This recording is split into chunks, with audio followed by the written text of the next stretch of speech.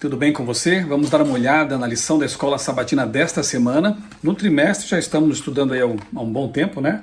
O tema O Grande Conflito. Que lição boa essa aqui, escrita pelo pastor Mark Finley, que nos tem recordado aí temas importantíssimos contidos no livro O Grande Conflito e, portanto, na Bíblia Sagrada.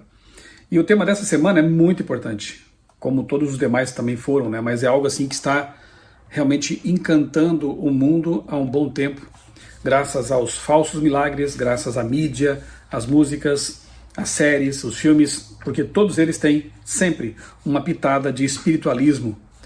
Espiritualismo exposto. Gostei aqui da ilustração, mais uma, né, que nos faz pensar no assunto. Atrás da lápide, aqui jaz, está uma armadilha. E de fato, a crença na imortalidade da alma, a ideia de que os mortos poderiam se comunicar com os vivos, é uma armadilha diabólica que começou lá no Éden. Você se lembra? Deus disse que o pecado, a ruptura com ele, que é a fonte de vida, a única, Deus unicamente, como diz Paulo a Timóteo, só Deus tem a imortalidade. Portanto, todas as criaturas são mortais, dependem dessa conexão com a fonte de vida. E Lúcifer tentou Adão e Eva a se desligarem de Deus, achando que poderiam viver. Deus disse, se pecar, certamente morrerá.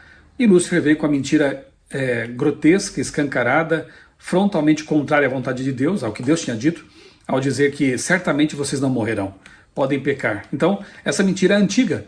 Ela vem assumindo outras roupagens, outros formatos, ideias ao longo da história, mas se você analisar bem todas as ideias, todas as crenças imortalistas ou espiritualistas, elas residem no fato de que o ser humano é imortal. Fato não, na ideia, na crença, né, no dogma da imortalidade do ser humano. O ser humano é mortal por natureza. Sabe? Lá em Isaías, né, nós encontramos ali o profeta dizendo, Deus dizendo para o profeta, né, pelo profeta, que todas as almas são minhas, a alma que pecar, essa morrerá. A alma, ainda que crêssemos que ela fosse um fantasma ou coisa parecida, na Bíblia ela é mortal. Mas nós sabemos que não é assim, né? A alma, a lição não traz assim detalhes sobre isso, mas a alma, a palavra nefesh, ela também pode ser compreendida como ser vivente e é a junção de dois elementos na criação ali, Gênesis capítulo 2, nós temos ali o pó da terra, os elementos que compõem o nosso corpo físico, né? Carbono, enxofre, hidrogênio, oxigênio, ferro e por aí vai. O que está na terra está em nós. Então, o pó da terra mais o fôlego de vida, que vem de Deus. A junção do pó da terra, o corpo, com o fôlego de vida, essa energia, esse fôlego, aquilo que nos dá respiração e vida, a junção dos dois forma alma vivente. Não diz ali que Adão recebeu uma alma, mas é ele que se tornou uma alma vivente. É importante atentar para o texto, né? Então o verso principal aqui da lição dessa semana, na verdade são dois, 1 Tessalonicenses capítulo 4, 16 e 17, dizem assim: porque o Senhor mesmo, dada a sua palavra de ordem, ouvida a voz do arcanjo e ressoada a trombeta de Deus, descerá dos céus, e os mortos em Cristo ressuscitarão primeiro. Depois nós, os vivos, os que ficarmos, seremos arrebatados juntamente com eles entre nuvens para o encontro com o Senhor nos ares, e assim estaremos para sempre com o Senhor. Em apenas 2 versos, Paulo desmonta essa ideia de que os mortos estariam em algum local conscientes antes da volta de Jesus, que ao morrer já iriam para algum lugar e permaneceriam ali como almas desencarnadas, almas imortais ou coisa parecida, né? Primeiro, nós vemos aqui que é a voz do arcanjo que ressuscita os mortos, mas também sabemos que somente Deus pode ressuscitar mortos. Então, esse arcanjo, mais uma vez fica claro aqui, em outros textos também, que ele é o próprio Cristo. O arcanjo Miguel. Miguel, a palavra hebraica, quer dizer aquele que é como Deus. É uma pergunta, na verdade. Quem é como Deus? O único que é como Deus é Jesus Cristo, né? Ele é o Deus encarnado. Então, o arcanjo Jesus, ele ressuscita os mortos. Aí veja como aqui a sequência de eventos é bem interessante, né? Os que morreram em Cristo ressuscitarão primeiro.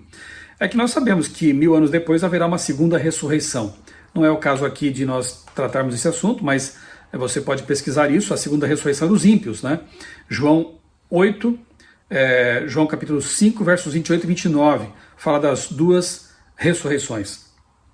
E depois fala assim: depois nós, os vivos que ficarmos para a volta de Jesus, seremos arrebatados juntamente com eles. Eles quem? Os que estavam mortos e ressuscitaram. E lá em 1 Coríntios capítulo 15, Paulo dá detalhes sobre isso, dizendo que aqueles que aceitaram Jesus terão o corpo transformado, ganharão corpos imortais. Aquilo que é corruptível vai se revestir de incorruptibilidade. Aquilo que é mortal, olha como a Bíblia é clara, se revestirá de imortalidade. Se nós já fôssemos imortais, por que Paulo diz que nós vamos um dia, na volta de Cristo, ser revestidos de imortalidade? Então esses textos aqui, 1 Tessalonicenses capítulo 4, 1 Coríntios capítulo 15, esses dois capítulos são muito interessantes e lançam muita luz sobre esse assunto da morte. Essa ideia, né, da imortalidade, enfim, de que vocês não morrerão, como disse Satanás, está na raiz do falso movimento religioso do século XIX, com a alegação das irmãs Fox de que elas estariam se comunicando com espíritos, né? Isso aqui é curioso, até já tratei desse assunto. Pastor Eleazar Domini e eu gravamos um vídeo justamente no museu, lá na casa, que é um memorial espiritualista lá em Hydesville, no estado de Nova York. Bem ali nós gravamos um vídeo sobre o estado do ser humano na morte. Demos um estudo bíblico sobre essa questão aí. Vou deixar aqui na descrição do vídeo depois para você.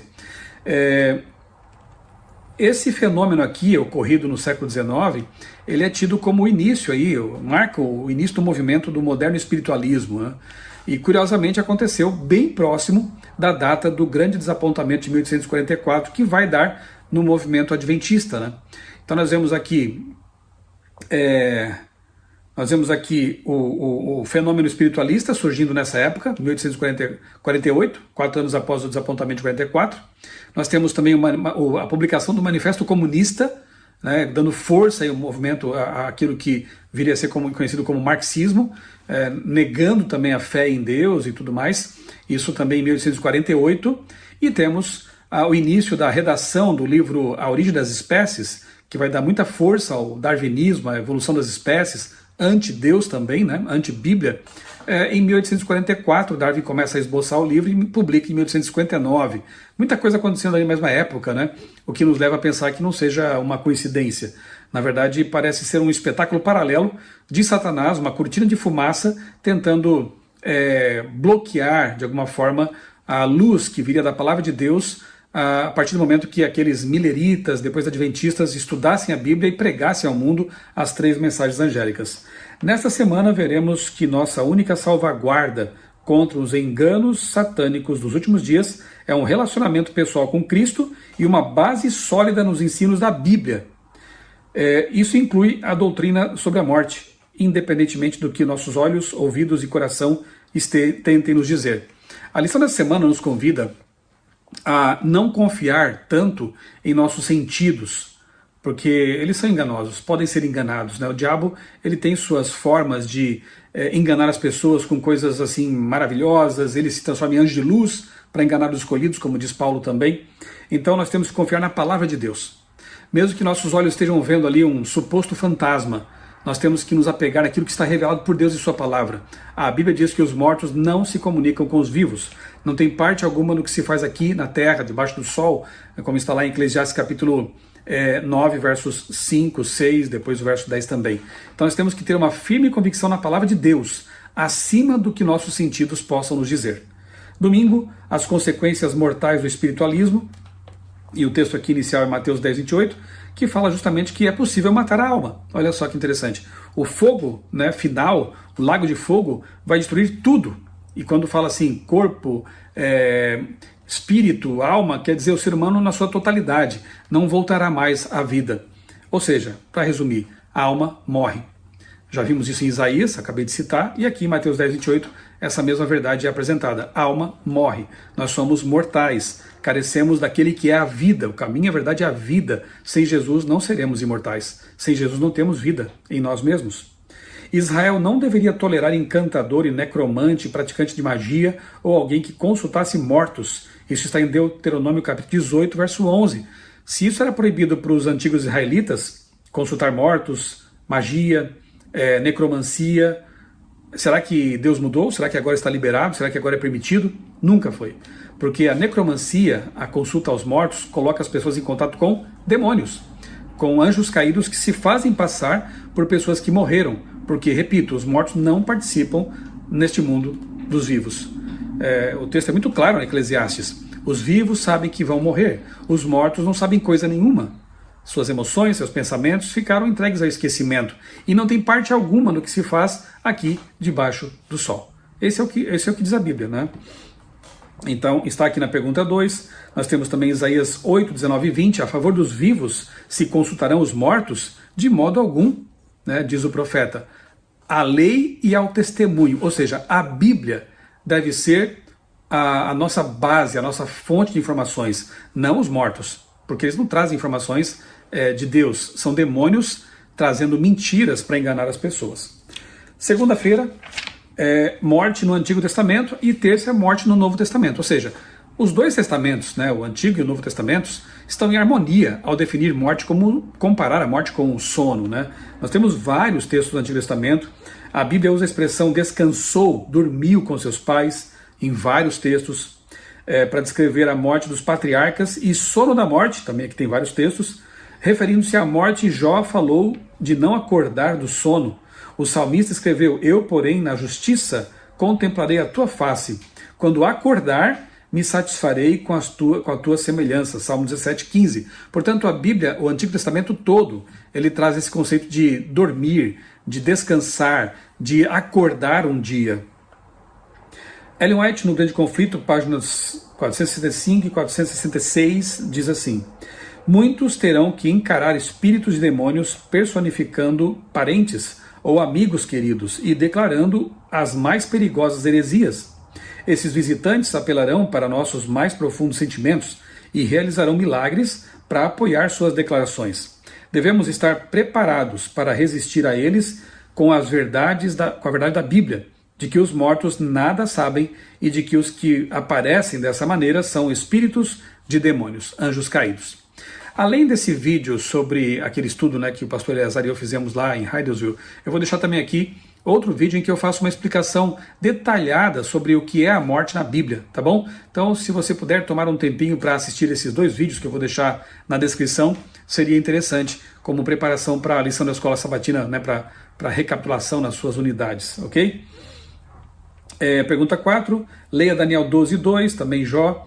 Que elementos sobre o estado dos mortos são acrescentados por esses versos? Lá em Daniel 12:2, diz assim, que muitos dos que dormem no pó ressuscitarão. Tá vendo?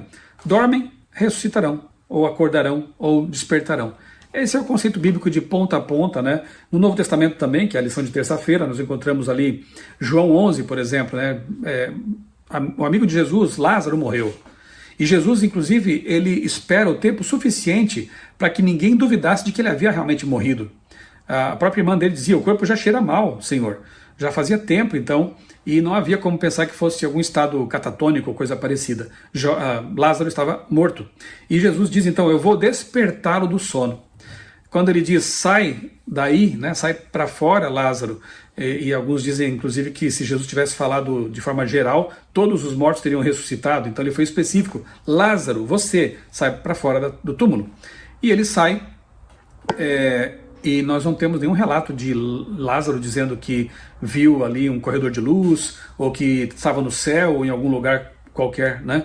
Nós não vemos nada disso. Ele não conta nada a respeito disso, porque ele estava dormindo.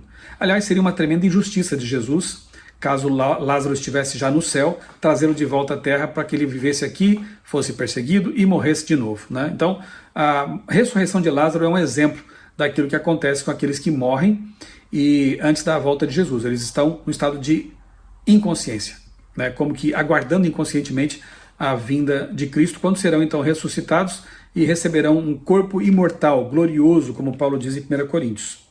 O Antigo e Novo Testamento usam o sono da morte como um símbolo, um sono como um símbolo para a morte. Pelo menos 53 vezes na Bíblia a palavra sono é equiparada à morte. Os escritores bíblicos concordam que não há existência consciente em uma suposta alma imortal que deixaria o corpo após a morte.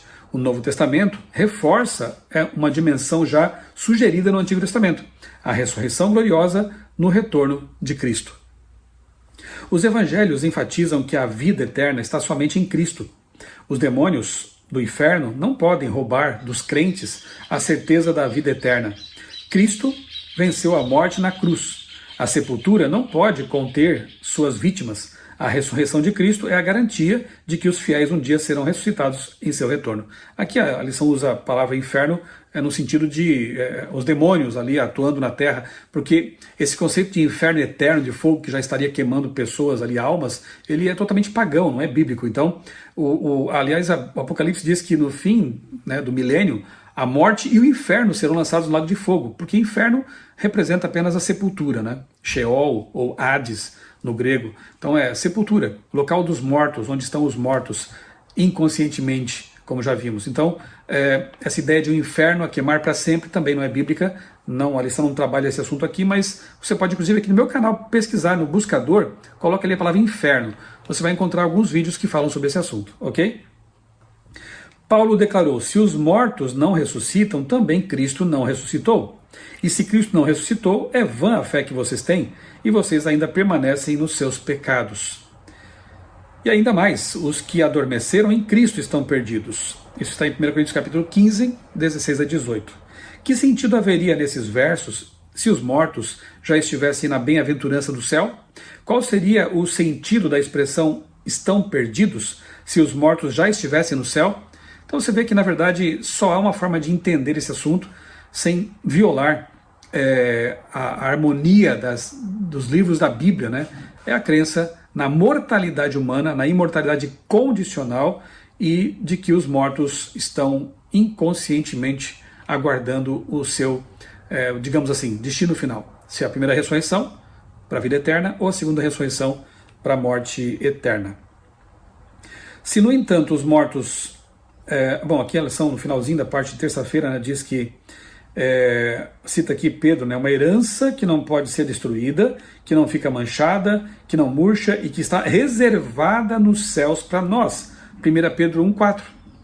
Se, no entanto, os mortos estão já no céu, por que Pedro falou de uma herança reservada nos céus? Reservada. Os fiéis do Novo Testamento ansiavam a vinda de Cristo e a ressurreição dos mortos, e essa esperança os inspirou à fidelidade nas provações da vida. Quarta-feira e quinta-feira trazem aqui como título Espiritualismo nos últimos dias, parte 1 e parte 2. Então a lição primeiro trabalhou o conceito bíblico de morte, conceito bíblico de mortalidade humana, de imortalidade condicionada à nossa ligação com Deus, que é a fonte da vida. Trabalhou o conceito de sono da morte, de inconsciência dos mortos, de ressurreição somente na volta de Jesus.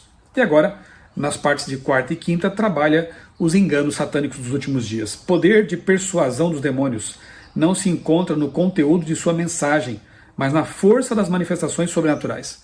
É aquilo que eu disse no começo, nós teremos que lutar contra os nossos sentidos, com aquilo que nós vemos, ouvimos, porque o diabo ele vai fazer grandes coisas para enganar as pessoas.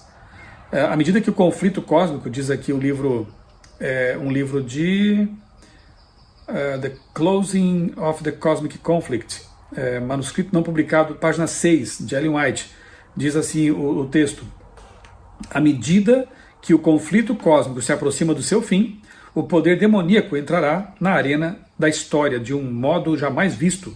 O espiritualismo, cujo fundamento é o ensino não bíblico da imortalidade da alma, quase levará o mundo cativo. E como é difícil hoje a gente dar um estudo bíblico, por exemplo, sobre a questão da morte, do sono da morte, porque as pessoas estão com a mente totalmente mergulhada nessas produções de Hollywood, nessas séries, nesses filmes e outras mídias mais que só bombardeiam, propagam o tempo todo esses conceitos como a imortalidade do ser humano. Séries sobre magia, né? Lembra aí de Harry Potter, depois veio Crepúsculo, e tantas outras séries e filmes e tudo mais que apresentam aí a magia, o sobrenatural, a imortalidade, feitiçaria, como se fossem coisas reais, normais, e assim as pessoas têm a sua mente tomada por esses conceitos. Somente com o poder do Espírito Santo mesmo é possível levar a mente dessas pessoas que está cativa pelos enganos à compreensão do que a Bíblia realmente ensina. A maior parte das religiões, inclusive, abraçou esse conceito, né?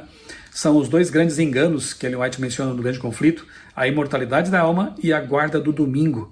A imensa maioria dos cristãos, infelizmente, é imortalista e dominguista, digamos assim. Aceita esses conceitos que não são bíblicos, são pagãos, na verdade. Então nós temos que pregar com convicção, com respeito, claro, com respeito, mas com convicção, com força, anunciar a verdade como está na Bíblia, que é muito mais consoladora. Pensa bem, você saber que um parente seu que estava ali doente, sofrendo, ou já idoso, viveu bem ali seus dias, aceitou Jesus como Salvador, está descansando, não está contemplando os seus sofrimentos, não está lá do céu vendo os seus parentes aqui na terra passando por tragédias, sofrimentos, doenças, e muitas vezes sem poder fazer nada por eles, né? E sofrendo. Que céu é esse? Que glória é essa? Agora, saber que esses queridos que morreram em Cristo estão inconscientes, né, descansando, como dizemos, e vão ressuscitar na volta de Jesus e nos reencontraremos, isso é muito mais consolador, confortador, e por isso que Paulo diz lá em Tessalonicenses, confortem-se uns aos outros com essas palavras, porque essas palavras são confortadoras. Quinta-feira, ainda trabalhando esse conceito de espiritualismo nos últimos dias, tem um trechinho aqui que diz assim: aqui está a perseverança dos santos, os que guardam os mandamentos de Deus e a fé em Jesus, está em Apocalipse 14:12. Na luta final, Satanás tentará impedir que as pessoas guardem os mandamentos de Deus ou tenham a fé em Jesus. Precisamos ter cuidado com qualquer ensinamento que, mesmo acompanhado de sinais e milagres, nos afaste de alguma dessas duas características do remanescente. Você está bem firmado na Bíblia, realmente? Você crê com toda a convicção de que a Bíblia é a palavra revelada de Deus, é a verdade absoluta, a ponto de ignorar o que seus olhos poderão contemplar? Inclusive, o último engano de Satanás vai ser simular a volta de Jesus. E aí, como vai ser? Esse falso Cristo, esse anticristo, imitando Jesus, a volta dele, vai falar coisas que estão contra a Bíblia, vai com certeza incitar as pessoas contra aqueles que não aceitarem esse engano final. Veja como é importante crer no que a Bíblia diz sobre a volta de Jesus, sobre o estado do ser humano na morte, porque somente assim nós não seremos enganados. Que essa lição, essa recapitulação nos ajude mais uma vez a entender a importância desse assunto e a estarmos realmente firmados naquilo que Deus revelou, para não sermos enganados pelas mentiras, pelas artimanhas de Satanás que estão controlando este mundo praticamente inteiro. As religiões, aqueles que não têm religião, enfim, as filosofias, todas com um pezinho ali no espiritualismo. Deus nos ajude a permanecer firmes pelo que está revelado, naquilo que está revelado, e a também, com amor, com respeito, pregar a verdade como está na palavra de Deus. Vamos orar?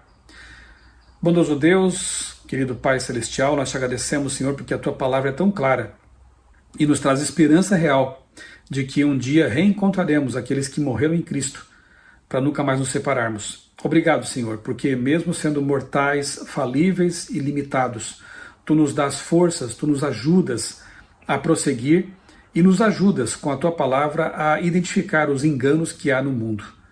Dá-nos a Tua paz, Senhor, mantém-nos firmes em Teus caminhos até o fim. Nós pedimos em nome do Senhor Jesus. Amém. Um abraço para você. Deus abençoe grandemente a sua vida e também a sua família.